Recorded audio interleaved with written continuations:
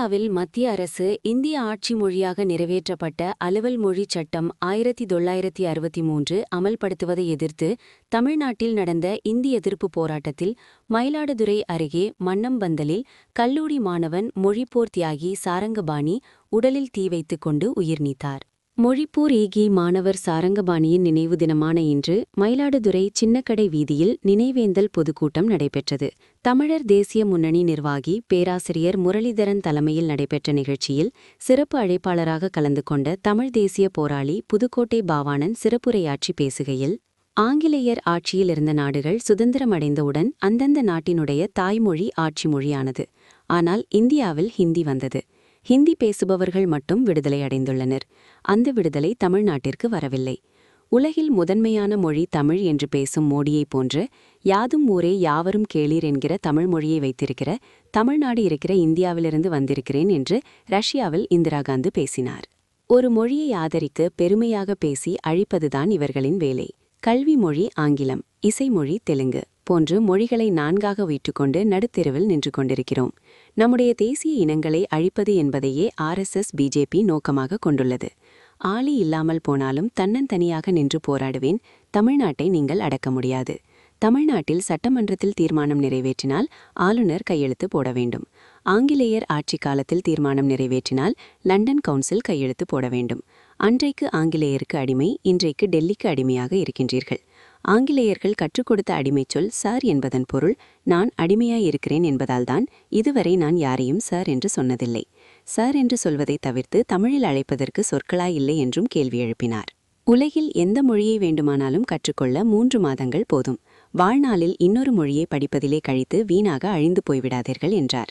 சீனா, Korea உள்ளிட்ட பல்வேறு நாடுகள் அவர்களுடைய மொழியிலேயே எல்லாவற்றையும் படித்தார்கள். ஆங்கிலம் உலக மொழி அல்ல என்று ஆங்கிலேயர்களே சொல்லியுள்ளனர். தமிழகத்தில் சித்த மருத்துவத்திலே மருத்துவம் செய்தார்கள். அந்த சித்த மருத்துவம் வந்துவிடக்கூடாது என்றுதான் சித்த மருத்துவ பல்கலைக்கழகத்துக்கு தமிழகத்தை விட்டுச் சென்ற ஆளுநர் RN ரவி கையெழுத்து போடவில்லை என்று சொல்லுகிற துணிச்சல் இருந்தால்தான் BJPயை எதிர்க்க முடியும். BJP தமிழகத்திற்கு எதிரானது என்று சொல்வதற்கு உங்களுக்கு துணிச்சல் இல்லையே. என்றென்றும் நீங்களும் ஒரு காலத்தில் வாஜ்பாய் பக்கத்திலேயே உட்கார்ந்திருந்தவர்கள்தானே. அது மாதிரி மறுபடியும் வந்துவிடுமோ என்று பார்ப்பது வெட்கக்கேடானது என்றார்.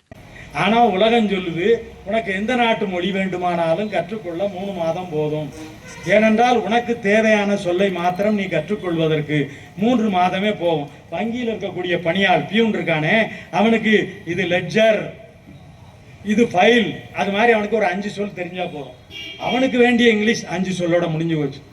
அது மாதிரி ஒவ்வொருத்தனுக்கும் அவனுக்கு தேவையான கலை சொற்கள் 5ஓ 10ஓ தான். எதுவும் அதுக்கு மேல தேவையில்லை. நீ வாழ்நாளை இன்னொரு மொழியை படிப்பதிலே நீ கழித்து வீணாக அழிந்து போய் விடாதே என்று நான் உன்னை கெஞ்சி கேட்டுக்கொள்கிறேன். எல்லாம் அழிஞ்சு போச்சு, உங்களுடைய எல்லாம் அழிஞ்சு போச்சு. நான் மருத்துவத்துக்கு சீனாவில் ஆங்கிலம் கிடையாது.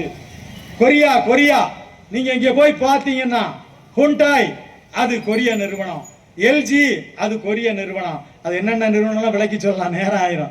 அப்படி பெரிய பெரிய பொருள்கள்லாம் விற்கிது, அதெல்லாம் கொரியாவிலேருந்து வந்து விற்கிது.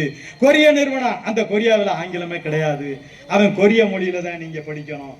அதே மாதிரி இவ்வளவு ஐயா சொல்லுவானே, இந்த ஆங்கிலேயர்கள் அமெரிக்காக்காரன் இங்கிலாந்துக்காரனும் பெற்ற கள்ளப்புள்ளை இஸ்ரேல், இந்த களவாணி பயல்கள் பெற்ற பிள்ளை தான் ஐயா இஸ்ரேல்.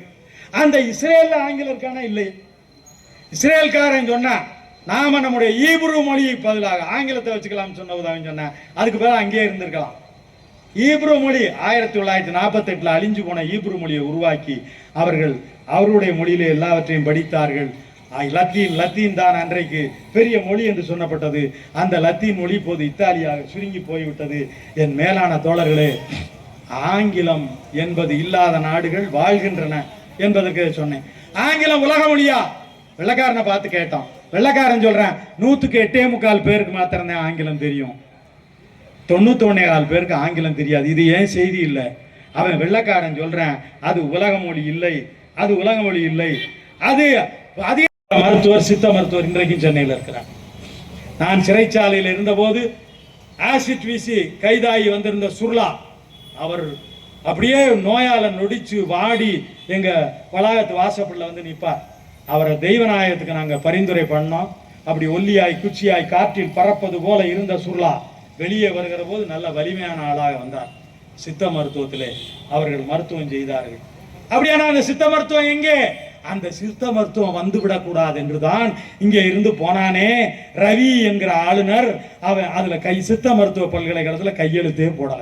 நான் இப்ப கேட்கிறேன், திமுக கேட்கிறேன், உங்களுக்கு கையெழுத்தே போடலே, அவர் எங்களுக்கு சித்த மருத்துவ பல்கலைக்கழகத்துக்கு கையெழுத்து போடலை மட்டும்தானே சொன்னீங்க. சித்த மருத்துவம் தமிழ் மருத்துவம் என்பதாலே RN ரவி கையெழுத்து போடவில்லை என்கிற சொல்லுகிற துணிச்சல், நெஞ்சை நிமித்து சொல்கிற துணிச்சல் ஏன் இல்லை? நீங்கள் அப்போதுதானே பிஜேபியை எதிர்க்க முடியும். பிஜேபி தமிழுக்கு எதிரானது என்று சொல்வதற்கு உங்களுக்கு துணிச்சல் இல்லையே. நீங்களும் ஒரு காலத்திலே வாஜ்பாய் பக்கத்தில் உட்கார்ந்து இருந்தவர்கள் தானே. அது மாதிரி மறுபடியும் வந்து விடுமோ என்று பார்க்கிறீர்களா? என்ன கேவலம் இதெல்லாம், என்ன